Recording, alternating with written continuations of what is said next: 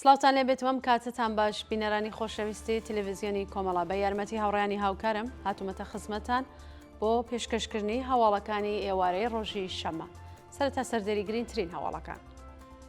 چالاکی کچانی ئازادی خوازی کوردستان و ئێران دژ بە سزای ئەدام، ڕێزلێنان لە یادی 6 شاخەوانی گیان بەختکردو لە شاری بانا، داخوازی ئەنجومەنی جیهانی پزیشکان بۆ ڕاگررتنی سزای بڕینەوەی پەنجەی بەندکراوان، ناڕوونی چارەنووسی دەست بەسەرکراوێک لە شاری مەریوان، دروستکردنی دوو گروپی میلیشیایی لەلایەن تورکیا لە باشووری کوردستان، ڕێکەوتنی حزبەکانی ئەڵمان بۆ دانانی سوپای پاسداران لە لیستی ترۆر و دیداری عێراقچی ویتکاڤ لە وڵاتی عۆمان.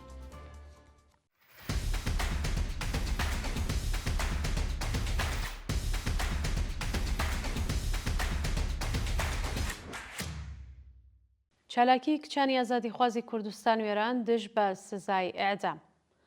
بەپێی ئەو ڤیدیۆانەی بەدەستمان گەشتووە کچانی ئازادی خوازی کوردستان و ئێران هاوکار لەگەڵ شەپۆلی ئەعدامەکان لە ئێران بە نووسینی دروشم لەسەر دیواری شارەکان دژایەتی خۆیان لەگەڵ سزای سێدارە نیشانداوە. کچانی ئازادی خواز و بەرابەری تەڵاب لە دروشمەکانیاندا پشتیوانی خۆیان لە سێ ژنە چالاکوان بە ناوەکانی پەخشان عەزیزی، وریشا مورادی و شەریفە محەممەدی دەربڕی و خوازیاری هەڵوەشانەوەی سزای سێدارە و ئازادی هەموو بەندکراوانی سیاسی بوون. کچانی تێکۆشە ڕایانگەیان کە ئەگەر کۆماری ئیسلامی حکمی ئەعدامی بەندکراوانی سیاسی ڕانەگرێت، شەقامەکان دەکەن بە گۆڕەپانی خەبات دژ بە ڕژیم. ڕێزلێنان لە یادی 6 شاخەوانی گیان بەختکردو لە شاری بانا. ڕۆژی پێنجشەمە 21 خاکەلێوە کۆمەڵێک لە شاخەوانانی بانە و هەرێمی کوردستان هاوڕێ لەگەڵ بنەماڵەی 6 شاخەوانی و گیان بەختکردووی شارەکانی بانە و بۆکان لە ڕێوڕسمێکدا ڕێزیان لە یادی ئەو چالاکە مەدەنیانەگرت. ڕۆژی پێنجشەمە هاوکات بوو لەگەڵ چلەی ماتەمینی 6 شاخەوانی خەڵکی شارەکانی بانە و بۆکان بەناوەکانی عومەر عەبدوڵڵاهی، ڕووناک دانشمەند، کاروان ئەحمەدپور، خالێق محەممەد نژاد، شەهلا ڕەحمانی و یاسا سادقی کە لە ڕێکەوتی دەی ڕەشەمەی 1403 هەتاوی بەهۆی ڕوونی بەفر لە چیای حوتاشی بانای گیانیان لەدەستا بوو. ڕۆژی پێنجشەمە کۆمەڵێک لە شاخەوانانی بانە و باشووری کوردستان بە بەشداری بنەماڵەی ئەو 6 شاخەوانە گیان بەخت کردووە لە ڕێوڕسمێکدا لە گۆڕستانی سلێمانبەگی بانە ڕێزیان لە یاد و بیرەوەریەکانیان گرت. بەڕێوچوونی مەراسمی نەورۆز لە سەلاسی باوەجانی. ڕۆژی هەینی 22 خاکەلێوە هەزاران ژن و پیاوی ئازادی خوازی شارستانی سەلاسی باوەجانی مەراسمی نەورۆزیان بە جۆش و خرۆشە و بەڕێوە بردووە. بەپێی هەواڵەکان و بە وتەی سەرچاوەکانی هەواڵ سەرڕای هەڕەشە و گوشارەکانی حکوومەت، هەزاران ژن و پیاو بە جلوبەرگی ڕەنگاوڕەنگی کوردی ئاگری سەرکەوتنیان داگرساند و لەگەڵ موسیقا ئاهەنگیان گەڕاوە. شانی باساکە لە ڕۆژانی ڕابردووشدا مەراسمێکی گەورەی نەورۆز لە ناوچەی کارزانی ئیلام بە بەشداری بەرینی خەڵک بەڕێوەچوو. گوشاری مەعیشەتی بۆ سەر بنەماڵەی کۆڵبەرانی گیان بەخت کردو. ڕۆژی چوارشەمە 20 خاکەلێوە کوڕی کۆڵبەرێکی گیان بەختکردووی سەردەشت بە ناوی سیامەند عەزیزی تەمەن 17 ساڵ لە شاری کەرەج بەهۆی گوشاری مەعیشەتی کۆتایی بە ژیانی هێنا. بەپێی زانیاریەکان سیامەند عەزیزی کوڕی سیروان عەزیزی بوو کە لە مانگی جۆزەردانی ساڵی 96 هەتاوی بە تەقەی ڕاستەوخۆی سەرکوتگەرانی کۆماری ئیسلامی گیانی بەخت کرد.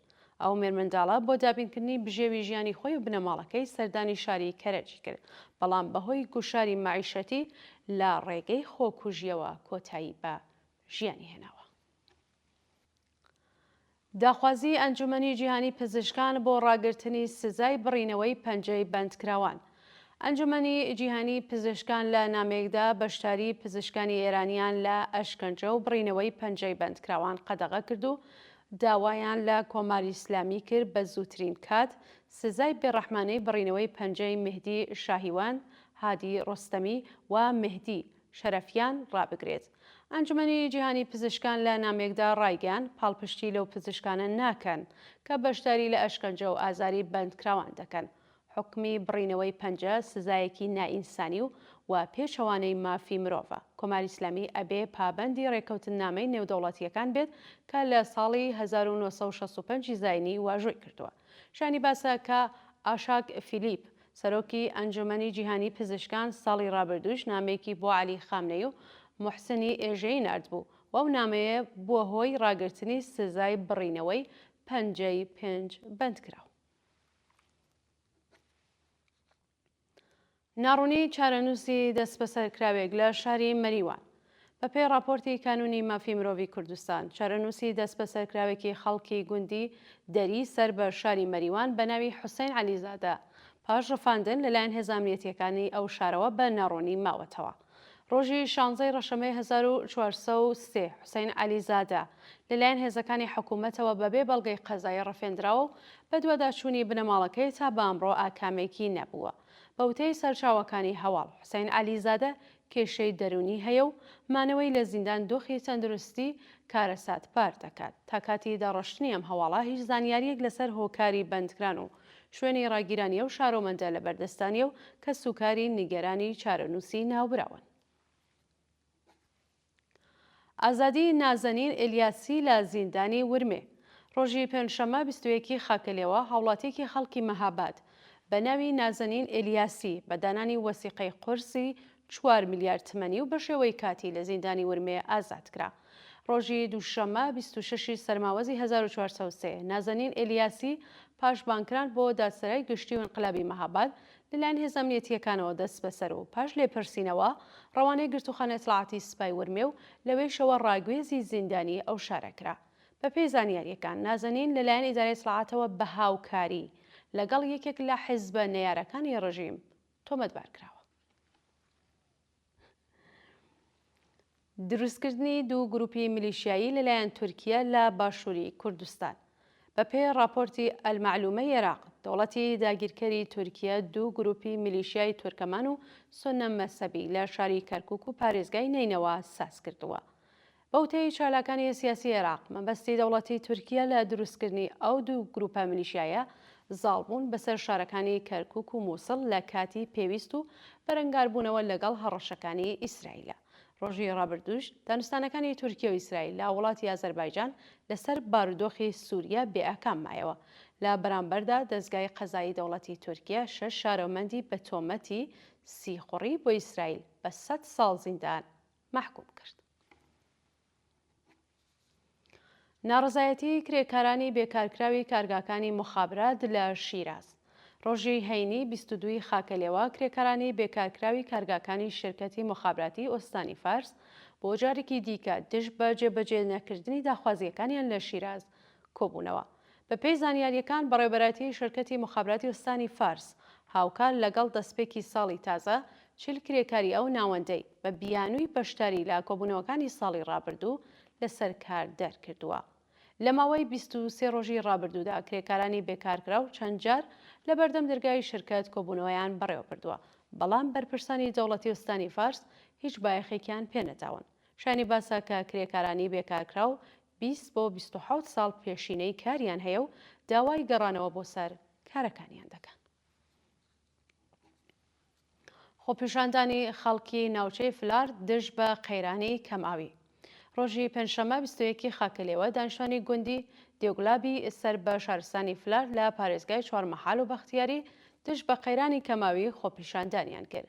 بەپێی ئەو ڤیدیۆانەی لە تۆڕەکۆمەڵایەتیەکان بڵاو کراوەتەوە، سەدان و شارۆمەندی ناڕازی بە بەستنی جادە ڕێگەیان لە هاتۆچۆی ئۆتۆمبیلەکان گرتووە و بە وتنەوەی دروشم خوازیاری دابینکردنی ئاوی خواردنەوە و حەق ئاوەی کشاوەرزان بوون. جێگەی ئاماژەیە کە وەزارەتی وزە ڕۆژی پێنجشەممە هۆشداری بە شارۆمەندانی فەرمەسرف داوە و ڕایگەاندووە لە داهاتوێکی نزیکدا ناچار دەبن ڕۆژانە 12 سەعات بەرق قەت بکەن و ئەو کەسانەی ڕێژەی مەسرفی ئەو بەرقیان زیاتر لە ستاندار بێت 40 هێندەی نرخی دیاریکرا و جەریمە دەکرێن. درێژەی سەرکوتی شارۆمەندان لە بەلوچستان. لە ڕۆژانی ڕابردوودا ڕژیمی سەرکوتگەری ئیسلامی هێرشەکانی بۆ سەر خەڵکی هەژاری بەلوچ چرتر کردوێتەوە دەیان خان و لەلایەن شارەدار و هێزە انتزامیەکانی زاهدان چابەهار و زەهاگ ڕوخێندراون. بەپێی راپۆرتی حالوەر شارەداری و هێزە ئینتیزامیەکانی شارستانی زەهەک خانووی ژنێکی بە ساڵەچووی چەمەن 7 ساڵ بە ناوی بزۆرە گۆرگیش هەروەها خوشکوبرایەکی پێسەرپەرست بە ناوەکانی ئۆمید و سەعیدە گورگەشیان ڕووخاندۆ و ئێستا ئاواران. لەلایەکی دیکەوە مەنزڵی هاوڵاتێکی خەڵکی گوندی نەمین لە ناوچەی حوتی ئابادی چابەهار بە ناوی محەممەد ئەمین حوت لە هێرشی شارەداری و هێزە سەرکوتگەرەکانی ڕژیم ڕوخێنراون.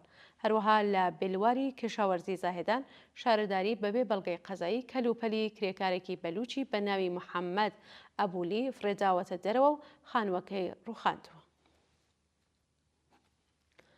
لە سێدارەدانی حەوت بەندکراوی دیکە لە زیندانەکانی شیراز و زاهێدان ڕۆژانی چوارشەممە و شەمە 23 خاکەلێەوە حکمی ئەدامی حەوت بەندکراو لەوانە 4 زیندانی بەلوچ بە تۆمەتەکانی پەیوەندیدار بە مادەی هۆشبەر و کوشتنی بان قەست لە بەندیخانەکانی شیراز و زاهێدان جێبەجێکرا. بەپێی راپۆرتی کانونی مافی مرۆڤێران ناسناوی ئەو حەوت بەندکراوە بریتیە لە عەلیڕەزا سەیفی، وحید ئاشوری، مەسعود میرزایی، مەجید لەجێیی، ڕەحمەتوڵڵا عالی زەهی، داود شاهۆزەهی و شارۆمەندێک پاشناوی ڕێگی. جێگەی ئاماژەیە کە لە ڕۆژانی ڕابردوودا بەلانی کەم 30 بەندکراو لە زیندانەکانی کۆماری ئیسلامی لە سێدارەدراون. ڕێکەوتنی حزبەکانی ئاڵمان بۆ دانانی سپای پاسداران لە لیستی تیرۆر. ڕۆژی هەینی 22 خاکەلێەوە 21مین جەلسەی پارلەمانی ئاڵمان بەڕێوەچوو و ئیتحادیەی دموکرات مەسیحی، ئیتحادیەی سۆسیال مەسیحی و حزبی سۆسیال دموکرات لەسەر دانانی سپای پاسداران لە لیستی گروپە تروریستیەکانی جیهان ڕێکەوتن. حزبە سیاسیەکانی ئاڵمان لە ڕاگەیاندنێکدا دووپاتیان کردەوە کە سەبارەت بە کۆتایی هێنان بە بەرنامەی ناوەکی کۆماری ئیسلامی بەرەنگاربوونەوە لەگەڵ دەور و نەخشی خراپی ڕژیم لە ڕۆژهەڵاتی ناوەڕاست و بەرنامەی موشکی کۆماری ئیسلامی لەگەڵ فەرەنسا، بریتانیا و ئەمریکا یەکدەنگن و پاڵپشتی لە گەمارۆکانی ئیتحادیەی ئەوروپا و ئەمریکا بۆ سەر ڕژیمی کۆماری سەرکوتگەر دەکەن. ڕۆژی ڕابردوو یەکێتی ئەوروپا و نۆ بەرپرسی باڵای ڕژیم کە دەستیان لە ڕەفاندنی شارۆمەندانی ئەوروپایی بووە لەلایەنەوە ئیتحادیەوە تەحریم کراون و ئەمریکاش گەماڕۆی بەسەر چەندین کەسایەتی و شرکەتی سەر بە کۆماری ئیسلامیدا سەپاندووە. و دووهەڵمان سەبارەتە بە دیداری عێراقچی و ویتکاف لە وڵاتی عومان. ڕۆژی شەمە 23 خاکەلێەوە ئێستنیۆ ویتکاف نوێنەری سەرۆکۆماری ئەمریکا و عەباس عێراقچی وەزیری دەرەوەی کۆماری ئیسلامی خۆیان گەیاندە عومان و بڕیارە دانوستانەکانیان سەبارەت بە کێشەی ناوەکی ڕژیم و بابەتەکانی دیکە دەست پێ بکەن. ڕۆژی هەینی ئستنیۆ ویتکاف سەردانی رووسیای کردو لەگەڵ ولادیمیر پۆتین دیداری کرد. لەو چاوپێکەوتنەدا شەڕی ئوکراین و دانوستان لەگەڵ کۆماری ئیسلامی سەبارەت بە کێشەی ئەتۆمی باسکرا و دوجار ویتکاف خۆی گەیاندووەتە وڵاتی عومان. هەرچەند عەباسی عێراقچی ڕەدی کردوەتەوە کە کۆبوونەوەکەی لەگەڵ ویتکاف بە شێوەی ڕاستەوخۆ بێت، بەڵام ماڵپەڕی ڕۆیترز ئاشکرای کردووە کە نوێنەرانی ئەمریکا و کۆماری ئیسلامی بڕیارە لە ژوورێکدا کۆببنەوە و توێش بکەن. بەڵێ بینەرانی خۆشەویست، هەواڵەکانی ڕۆژی شەممەتان پێشکەشکرا. هەر شاد بشین.